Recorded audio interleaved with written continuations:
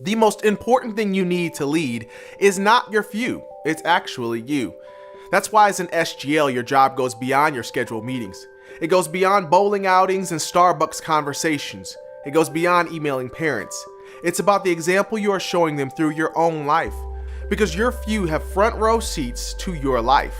The question is, what are they watching?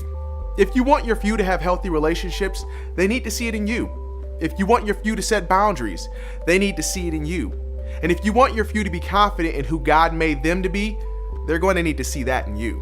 When you choose to make it personal, that means you, 1, live in community. I know what you're thinking, and no, your small group of 3-year-olds does not count as your community. You are the grown-up for your few.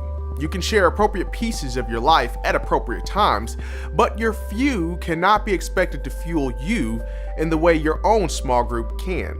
Whether hosted by your church or formed organically, your own community provides the healthy and necessary outlet for you to process faith in a way you can't with your few. The small group you have formed with your few is for them. The community you live in with your peers is for you. 2. Set priorities. One of the best things you can do for your few and for yourself is to make your priorities clear. They need to see what you value, and when they see the way you prioritize your life, it might even inspire your few to think about their own priorities. Now, this should be a no-brainer.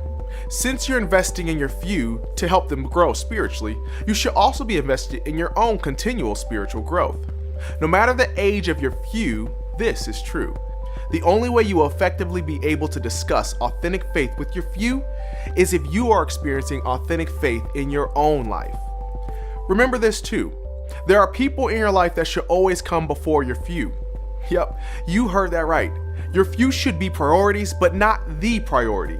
This is your chance to model healthy relationships for your few. And when you set these priorities, both spiritual and relational, you emphasize and inspire a healthy lifestyle for your few. 3. Be real.